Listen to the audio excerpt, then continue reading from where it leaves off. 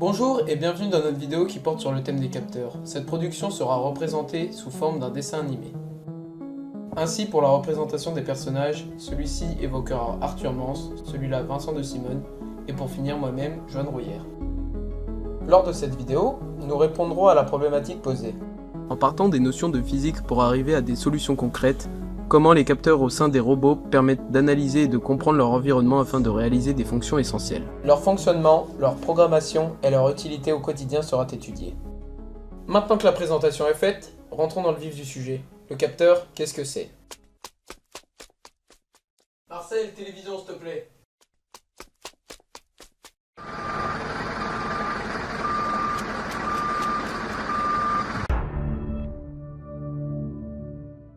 Tout d'abord, il faut déjà expliquer le fonctionnement d'un système automatisé comme un robot afin de comprendre l'utilité d'un capteur.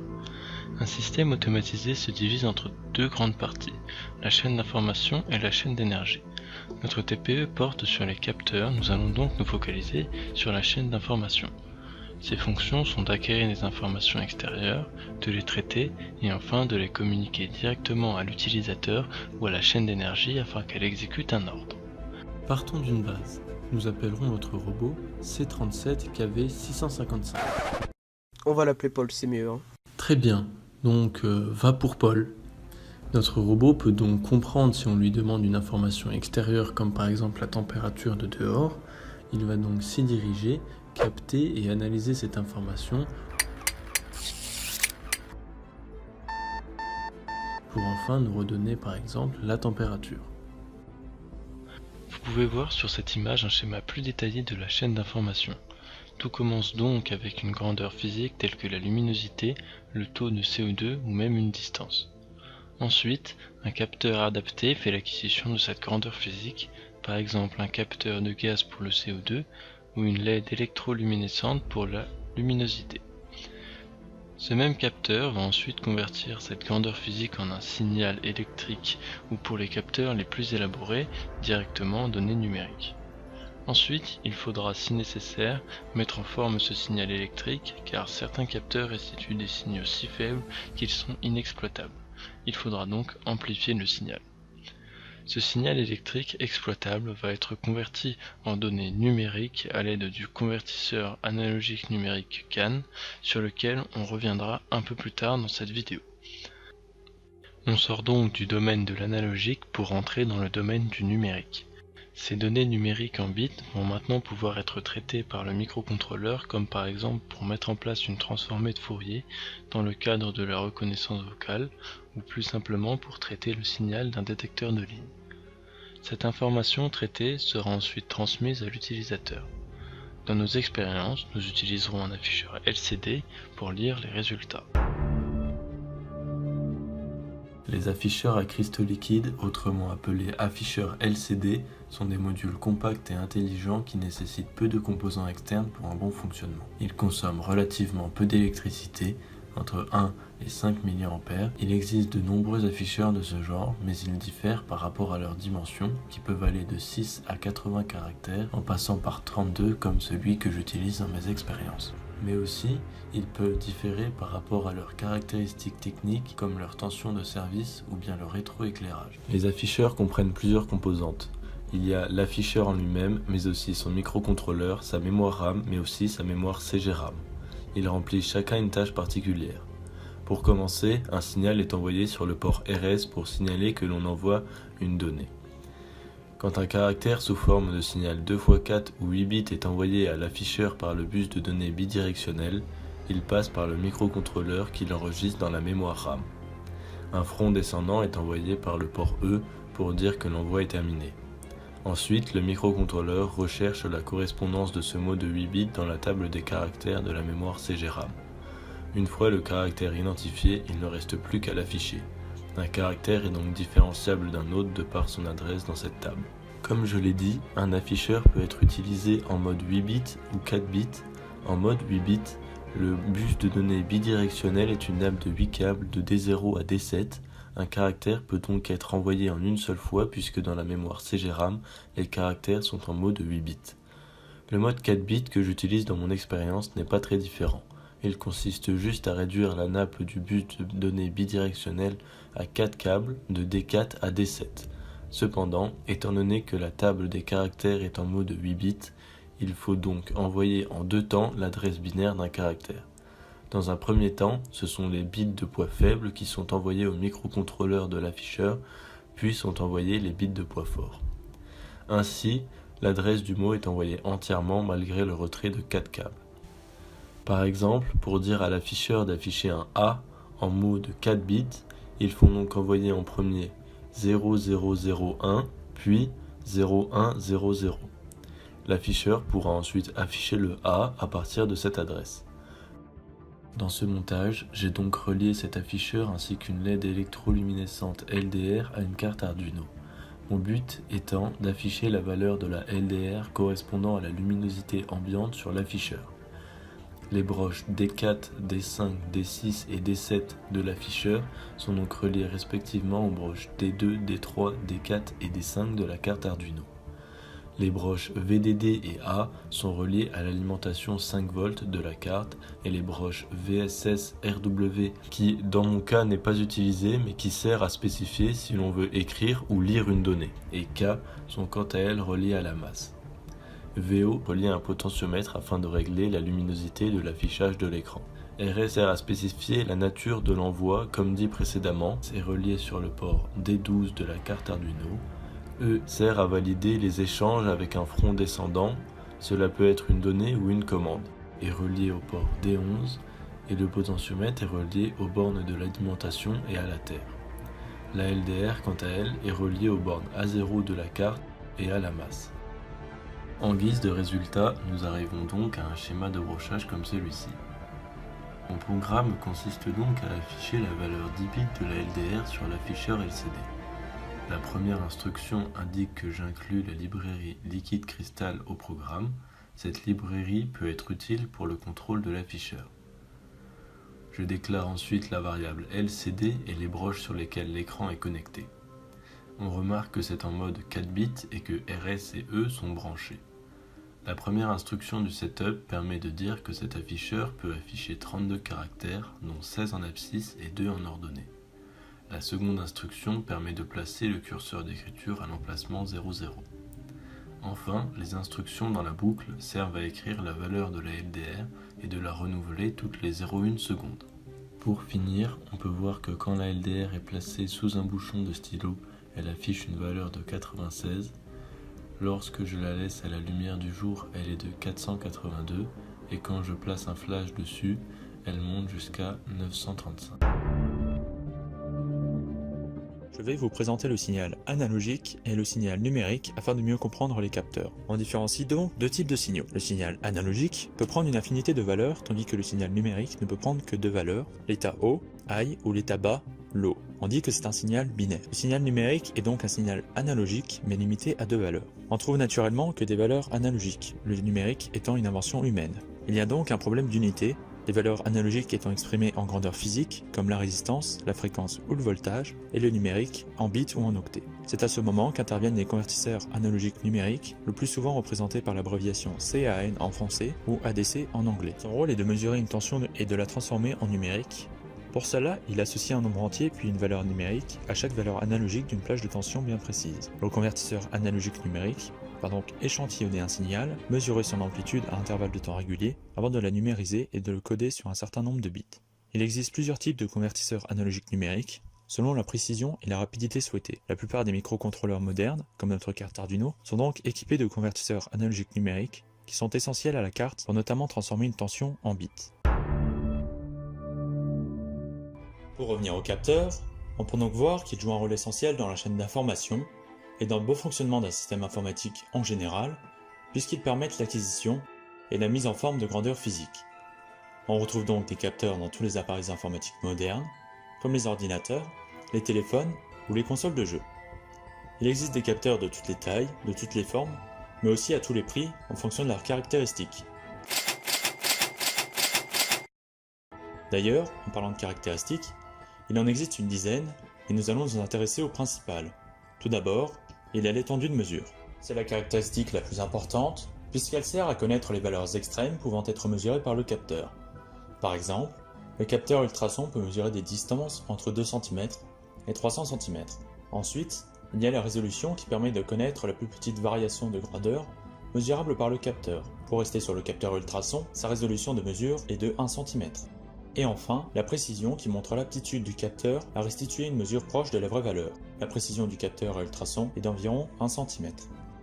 Maintenant qu'on a vu la chaîne d'information du robot, qu'en est-il de la première fonction que l'on va étudier, qui est de comprendre des messages simples? Je vais vous parler des principes de la reconnaissance vocale. Tout d'abord, qu'est-ce que c'est? C'est une chaîne d'information qui va, à l'aide d'un microphone, capter un signal sonore pour ensuite le comparer à des signaux préenregistrés pour lui donner une signification. Pour commencer, nous décomposerons mon expérience en 3 parties. La première qui est le son, la seconde qui est le traitement de l'analyse du son dans le smartphone et la dernière qui est le traitement de la demande par la carte Arduino. En premier, nous allons étudier le son émis par l'utilisateur. Alors c'est simple, le son est une vibration mécanique d'un fluide comme l'air qui se propage sous forme d'onde. Le son provoqué lorsque par exemple nous parlons, écoutons de la musique sur une enceinte ou encore jouons une note de musique est une vibration des molécules d'air. Ce sont ces vibrations que nos oreilles peuvent percevoir. L'être humain peut entendre des sons dont les fréquences varient de 20 Hz à 20 kHz. Le son a 2 caractéristiques. Son volume, qui est reflété par l'amplitude du signal représenté sur l'axe des ordonnées, et son timbre, qui est relatif à sa période, représenté sur l'axe des abscisses. Dans le cadre d'un son, nous parlerons plutôt de sa fréquence, qui est inversement proportionnelle à la période. Lorsque la fréquence d'un signal s'accroît, cela donne des sons de plus en plus aigus. Un La3 de fréquence 440 Hz est donc plus grave qu'un La4 de fréquence 880 Hz. Dans cette expérience, une vibration mécanique est captée par le microphone d'un smartphone afin d'être analysée. Ce micro fonctionne ainsi. L'onde sonore frappe la membrane du microphone, ce qui la fait vibrer. La membrane étant solidaire d'une bobine, cette dernière vibre également.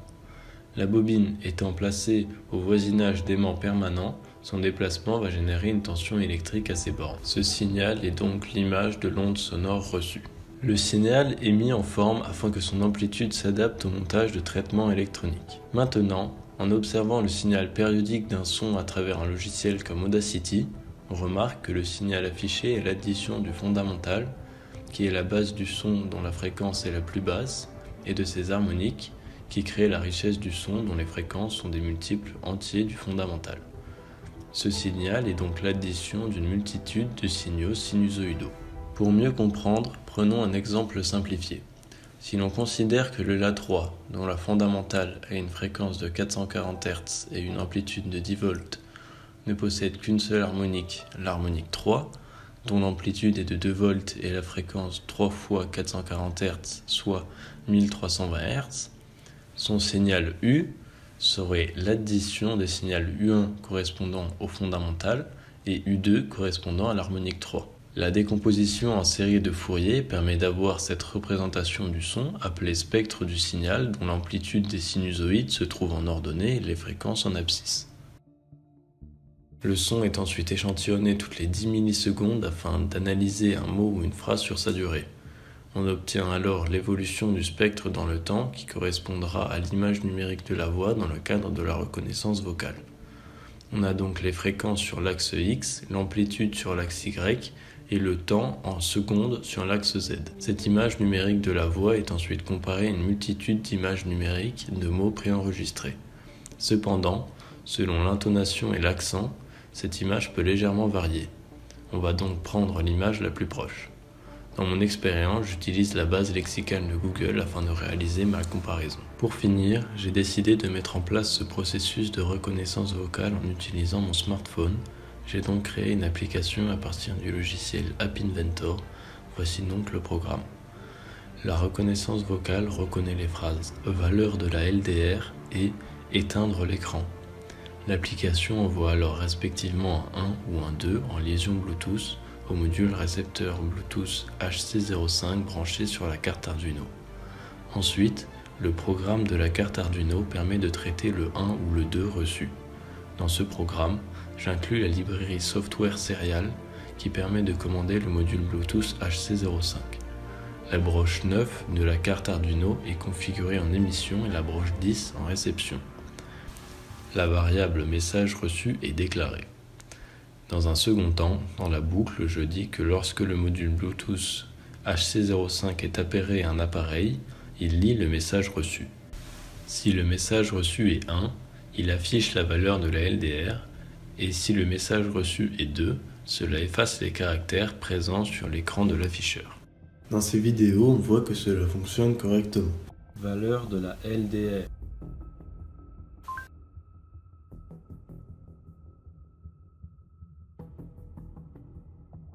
Éteindre l'écran. Maintenant que je vous ai expliqué les principes de la reconnaissance vocale, je vous laisse avec mes camarades afin qu'ils vous montrent comment les capteurs aident les robots à se déplacer dans leur environnement. Pour se déplacer d'un point A à un point B, notre robot Paul dit bonjour Paul. Bref, plutôt pratique la reconnaissance vocale. Merci Vincent. Il a besoin de connaître ce qu'il doit analyser ou suivre afin de pouvoir s'orienter dans l'espace. Paul pourrait effectuer l'analyse de son environnement, lui permettant de détecter un objet à telle distance de lui-même. Donc, par exemple, si Paul se balade dans un parc et qu'il voit un arbre et qu'on l'a programmé pour ne pas se rapprocher à plus d'1 mètre, Paul s'arrêtera, fera demi-tour ou contournera l'obstacle. Nous avons étudié 2 types de capteurs. Le premier, le capteur ultrason. Celui-ci est basé sur la vitesse du son qui est de 342,2 mètres par seconde dans l'air à une température de 20 degrés. Son module est composé de 2 capsules ultrasoniques, l'émetteur et le récepteur. L'émetteur ayant pour rôle d'envoyer une multitude d'ondes ultrasonores qui vont se réfléchir sur une surface, un objet ou un corps. Les ondes renvoyées en écho sont réceptionnées par le récepteur, d'où leur nom. Les capsules ultrasoniques fonctionnent à la fréquence de 40 kHz et sont donc largement en dehors du spectre audible, qui lui est de 20 Hz à 20 kHz. Ça veut dire qu'on peut pas l'entendre. Ouais, mais je pense que tout le monde avait compris.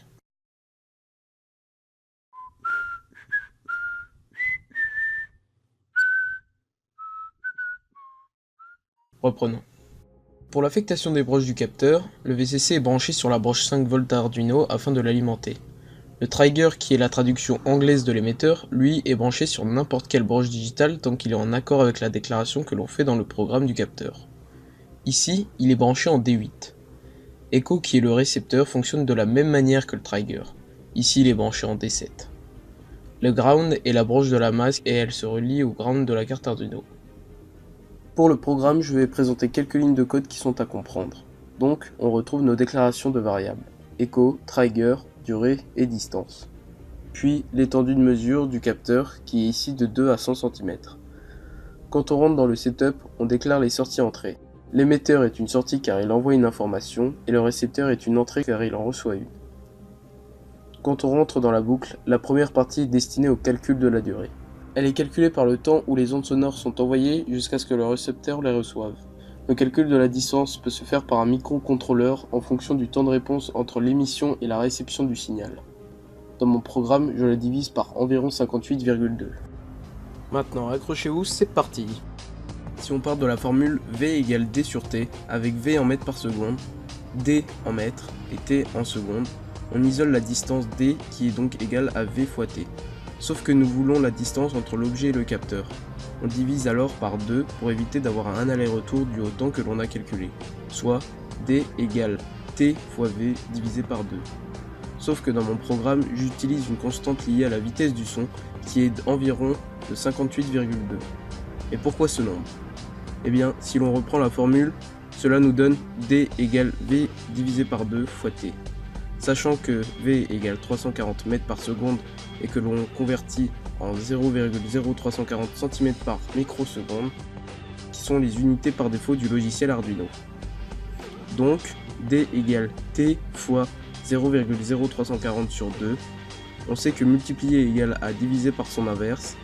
Entre autres, D égale T divisé par 2 divisé par 0,0340, ce qui nous donne T divisé par 58,8.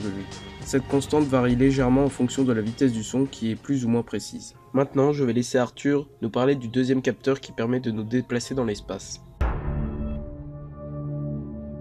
Je vais donc vous présenter le module suiveur de ligne KY033. Tout d'abord, le capteur est composé d'un émetteur infrarouge, d'un récepteur et d'une LED.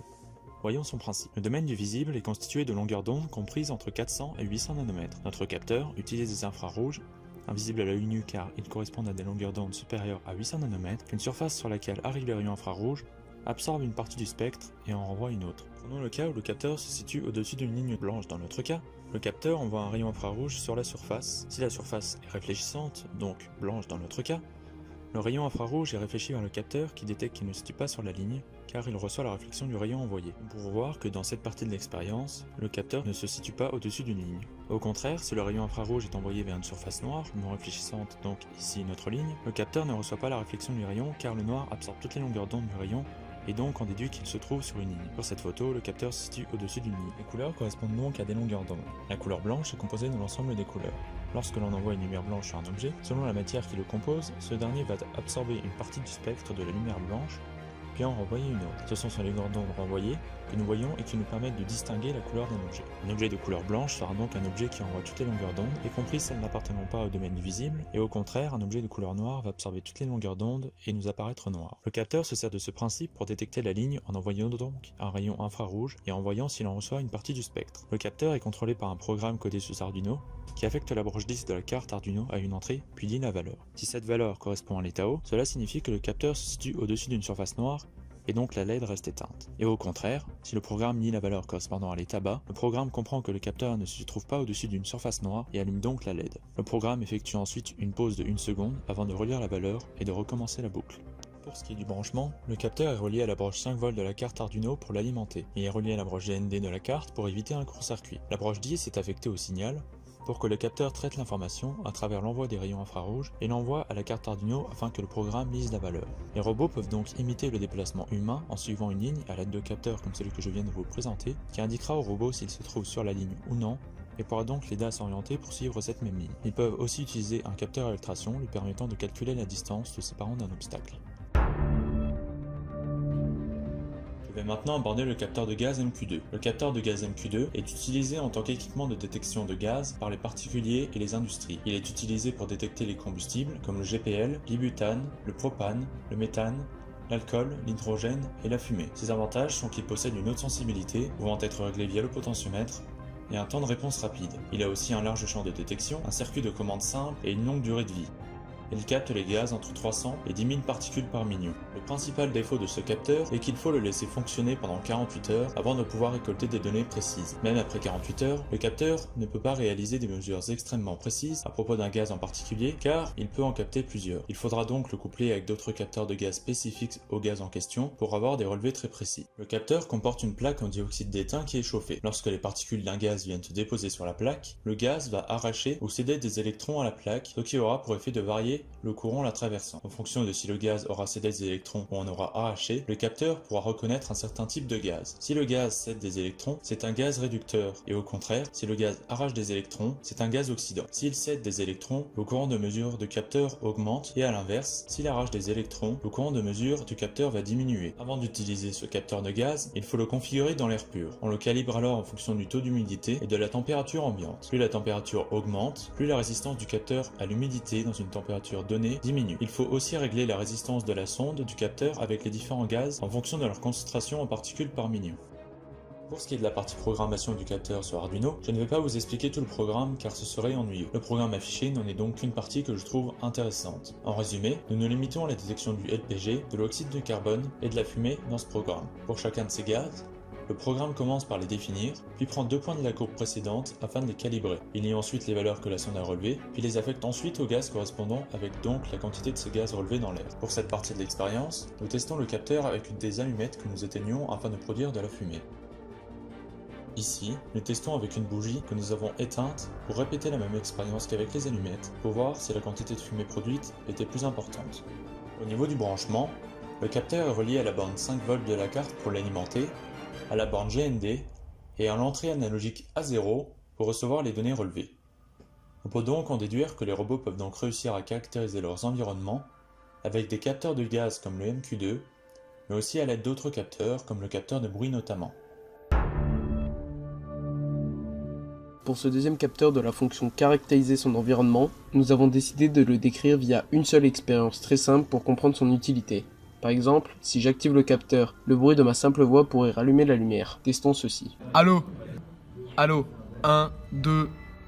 Le principe de fonctionnement est basé sur un amplificateur et un micro intégré. Il amplifie et filtre le signal à haute fréquence reçu à partir du microphone et le met en forme pour une enveloppe positive en sortie. Cette expérience est réalisée à très petite échelle, mais avec des capteurs plus perfectionnés, on pourrait reconnaître des sons plus poussés comme dans cet extrait par exemple. Cependant, le capteur a la possibilité de pouvoir changer sa sensibilité grâce à un potentiomètre, comme sur cette image. Pour l'affectation des broches, on retrouve comme tout capteur l'alimentation ici notée V+.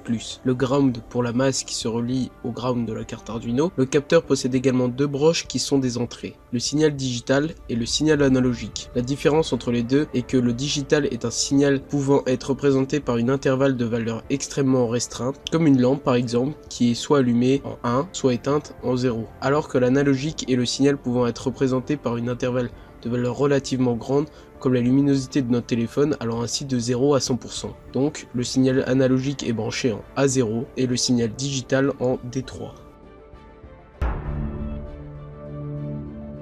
Pour conclure, les capteurs sur les robots reprennent les fonctions pouvant se rapprocher de celles humaines. On peut donc relier les différentes chaînes d'information des robots au sens humain. En effet, les robots les plus simples ne possédant pas d'intelligence, ils ne peuvent donc pas comprendre leur environnement. Ils sont alors contraints d'être autant, voire plus précis que l'homme, c'est-à-dire d'analyser au détail près son environnement, afin de pouvoir réaliser des tâches similaires comme celles présentées ici. Pour améliorer les capacités à réaliser des fonctions humaines, il faudrait que les robots soient dotés de capteurs encore plus performants, par exemple des caméras afin de mieux analyser leur environnement. Nous pensons que d'ici une dizaine d'années, toutes les tâches répétitives exécutées par l'homme jusqu'à maintenant seront effectuées par des robots. Merci d'avoir écouté cette production en entier.